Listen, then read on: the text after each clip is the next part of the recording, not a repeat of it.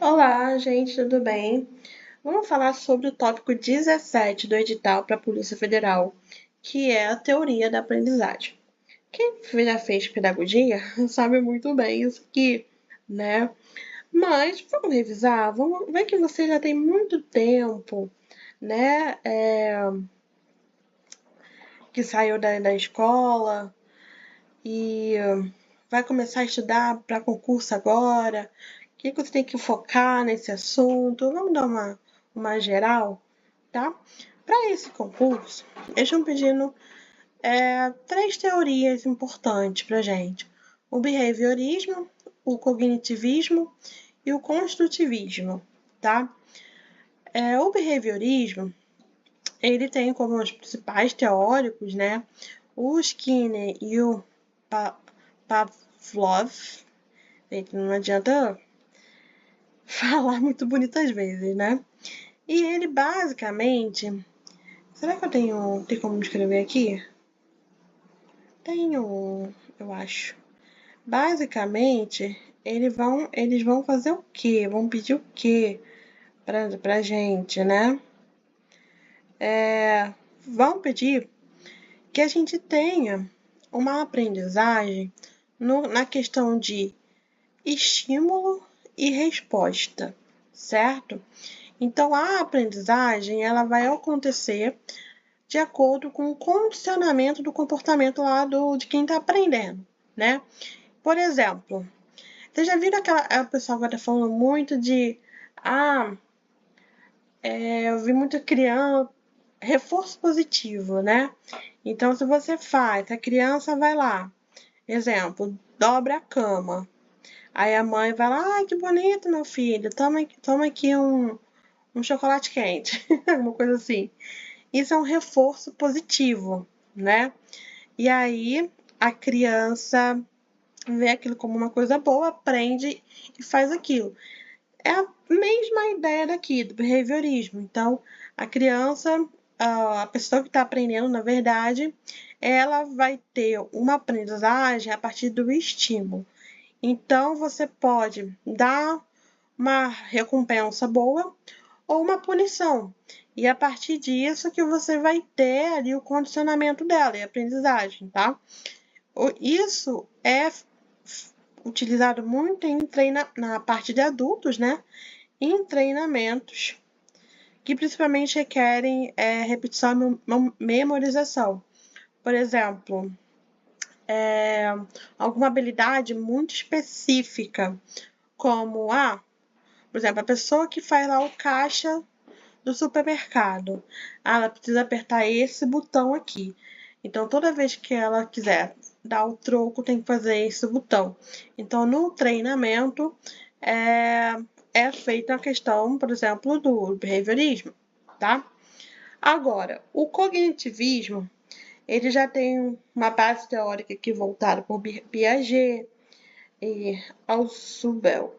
Uma coisa importante, tá? Às vezes parece bobo, mas tem questões que a simples ideia de você saber que behaviorismo, por exemplo, é de Skinner e fala de estímulo-resposta, você já acertou a questão.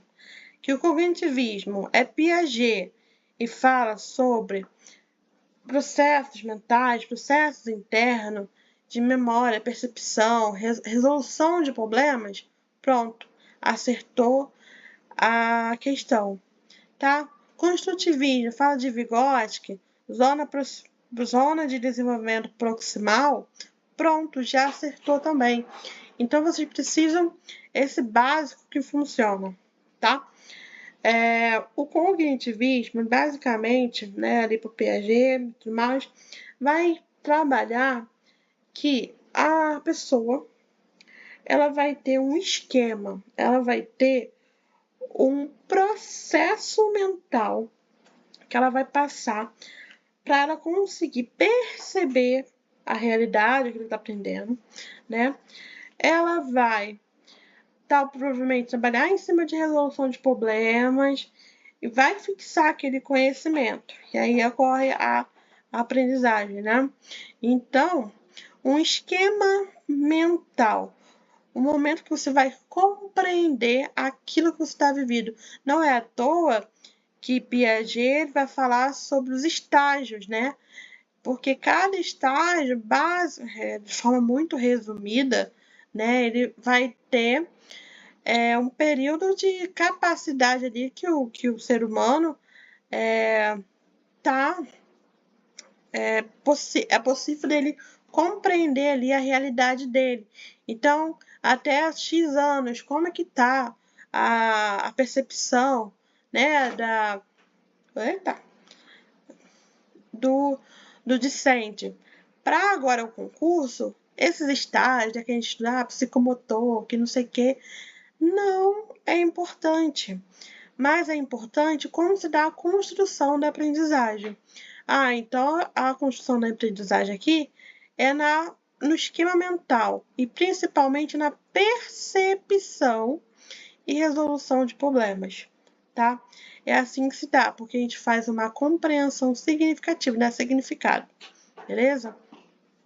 Já o construtivismo, ele foi proposto por Vygotsky, né? Que vai trazer a construção ativa do conhecimento. Então, ele pode até dizer, né, que quem está aprendendo, o discente, tem uma demanda, tem algo que ele está querendo aprender, e ele ali pode levar para o seu professor e tudo mais, ou a partir da própria interação com uma pessoa que sabe mais, com o professor, com o treinador, no caso de organizações, né, com pessoas superiores que estão fazendo aquilo constantemente, ele vai ter uma construção do seu conhecimento, tá? Por quê? Para Vygotsky, o aprendizado ele ocorre por interações sociais e experiências experienciais. Pensa assim, você cresceu a sua vida inteira. Eu tenho um exemplo muito bom, pelo menos eu acho, que era assim, eu vi uma história um dia que a esposa do rapaz, sempre que ia fazer um franguinho, ela cortava o pescoço, tá? Cortava o pescoço da galinhazinha e tirava as duas coxas e colocava em outra panela. Aí ele achava isso estranho, um dia perguntou e ela falava que era por causa da mãe dela. Aí ele perguntou para a sogra e a sogra falou que fazia isso porque ela não tinha dinheiro, porque a panela era pequena, ela não podia comprar a panela maior. Por isso que ela fazia dessa forma. Então, a esposa dele copiou essa forma de fazer a galinha por causa da interação social que ela tem. Não é à toa que tem aquela teoria agora que o pessoal fala, né? Que você é a soma das 5 pessoas que você mais convive, por causa disso, tá? E vamos dizer assim que essa relação toda ela é chamada de zona de desenvolvimento proximal, né? Onde o aprendiz ele vai avançar e tudo mais, porque ele vai ter um professor, ele vai ter um mediador ali ajudando ele, tá? Bom, o socio-interacionismo também é baseado em Vygotsky, que também é importante para gente, tá? Ele fala da importância das interações sociais no contexto cultural da aprendizagem. Então, se a gente está falando de organização, a gente está precisando entender, a gente vai falar isso em outras aulas, nos tipos de aprendizagem, né? Temos treinamento, temos desenvolvimento, e aí a gente vai entrar aqui, tem os tipos de treinamento, né? E tudo por aí vai, que a gente precisa entender qual a teoria que estão pautada, né? Se o desenvolvimento é a longo prazo e tudo mais, se o treinamento ele é focado numa atividade, qual vai ser a teoria da aprendizagem, né? Um treinamento talvez do behaviorismo, certo? Um cognitivismo. Agora, um desenvolvimento a longo prazo é muito mais jogo com construtivismo, talvez, né? Onde a gente tem aqui o quê? Umas interações sociais, contexto cultural, até mesmo para aprender a cultura da organização, tá? Já o conectivismo mais recente, ele é formado por falado por esse autor aqui, ó, CMS. Ele é voltado agora para a era digital, que está lá frisando bastante nesse edital, tá? Onde a aprendizagem ela vai ocorrer por meio de conexões em rede de informação, utilizando tecnologia e fontes diversas. E pode ser rede social, YouTube e enfim. Eu gosto disso aqui no sentido que, até para cá, você está aprendendo por aqui. Você pode usar inteligência artificial. Então, você pega um pouco ali do esquema, né, lá do Piaget, e coloca como uma ênfase aqui uma rede de informação, tá? Essas teorias elas vão orientar a prática pedagógica, não é tipo, é só isso, não. Só vai ser uma forma de orientação, tá? E aí, quais são as bases psicológicas da aprendizagem que a gente tem, né? E essas bases elas vão explorar os recursos mentais e emocionais que sustentam a aquisição do conhecimento. E quais são esses processos mentais, né? A cognição, a motivação, as emoções e a metacognição. Já começo a falar que é muito conhecido para a gente falar da a gente que fala sobre a educação crítica, Paulo Freire, sobre emoções, né? Já a motivação, né? A gente quer, poxa, qual a motivação para aprender tal coisa? Porque eu quero chegar no lugar. Nossa, eu lembrei agora, inclusive, de liderança transformacional. E tem essa questão da motivação. Então, incentivar você, os seus subordinados, né, e tudo mais, a se motivarem por algum motivo a chegar no lugar, né? Isso é importante. Mas vamos aqui por parte, né? A cognição vai envolver o processo de atenção, percepção, memória, raciocínio, principalmente raciocínio lógico, né? Resolução de problemas, tá? E quem fala em resolução de problemas? Lá em Piaget, tá? No construtivismo, não. No cognitivismo, tá? Trabalha ali o desenvolvimento, né? Aqui do Piaget. Destaca estágios de desenvolvimento cognitivo sensório motor, pré-operacional, operações concretas, operações formais. Lembre que a gente não está falando, apesar de ser pedagogia, a gente não está falando sobre. A gente não está falando sobre. Peraí que eu fugi o nome. Para criança, tá? Que vão influenciar a capacidade de aprendizagem em diferentes idades, né? Então, a forma que a gente constrói nossos esquemas mentais vão nos permitir, né, a levar ao processo de aprendizagem, tá? Já a motivação, ela pode ser intrínseca ou extrínseca. A motivação intrínseca é aquela que ela vem de dentro para fora, né? Então, por exemplo, por que você quer passar para o concurso? Porque eu quero uma situação de vida melhor, um salário melhor, alguma coisa. Já a extrínseca é de fora para dentro.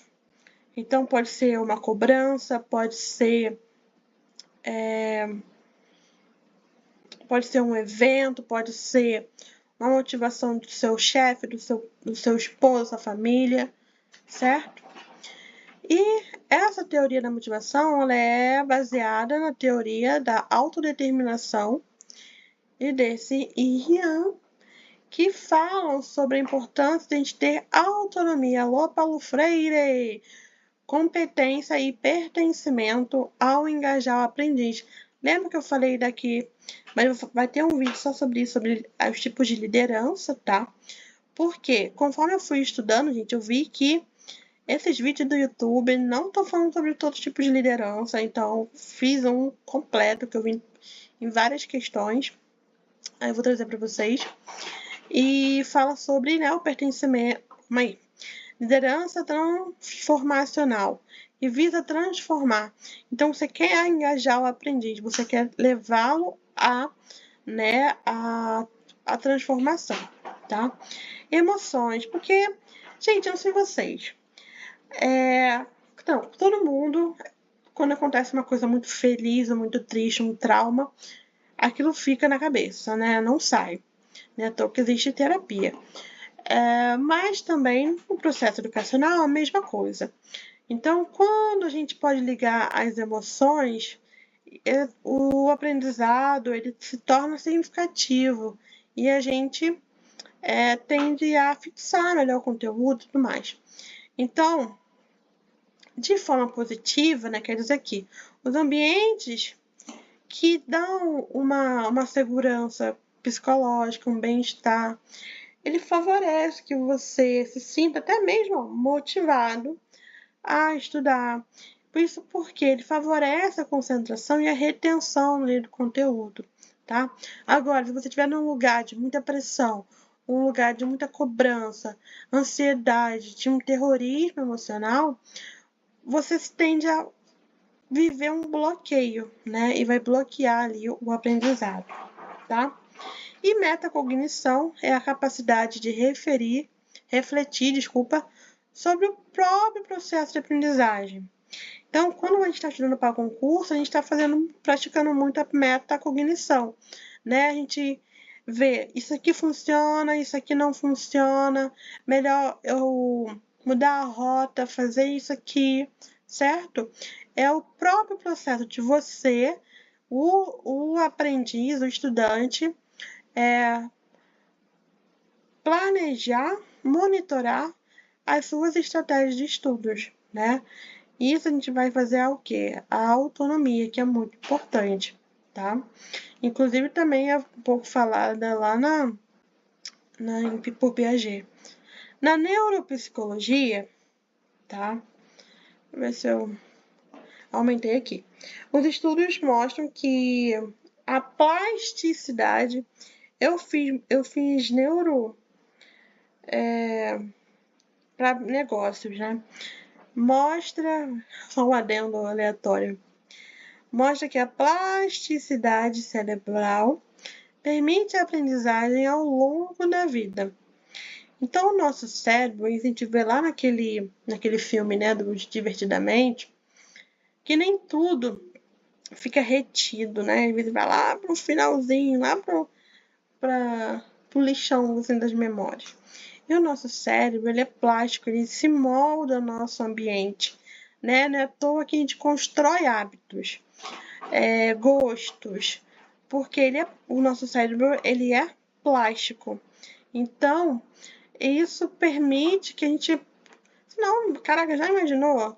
Você nunca mais ia conhecer uma pessoa nova, você nunca mais ia conseguir fazer nada novo e fixar aquilo na sua cabeça, né? Você ia esquecer. Mas ele quer dizer o quê?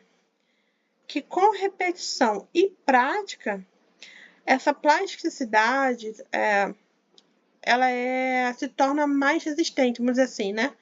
Por quê? Conforme você mais repete, você mais pratica, isso fortalece as conexões neurais que você tem. É por isso que a gente usa o Anki para estudar. É por isso que a gente faz questões. Porque a gente vai fortalecer nossas conexões neurais, galera. E enquanto... então a gente precisa estudar, certo? Precisa repetir. Só que o nosso sono e alimentação adequada vão otimizar. Mano, se você não dorme, meu amor... Isso aqui é pra mim, tá? Porque eu falo isso, mas eu não durmo. É complicado. E a alimentação, né, é o combustível. Não tem pra onde, gente, pra onde ir, tá? Aí a gente entra na andragogia. Como esse vídeo já vai dar 20 minutos, e a andragogia tem bastante questões, eu vou trazer para vocês, tá? Um próximo vídeo. Então, vejo vocês no próximo vídeo. Se tá ajudando vocês, dá like, gente, dá um comentário. Quero dizer o seguinte. Comentem quais são os conteúdos que vocês querem, mas tem dificuldade, que eu trago com mais rapidez, podemos dizer assim. Tá bom? Até lá!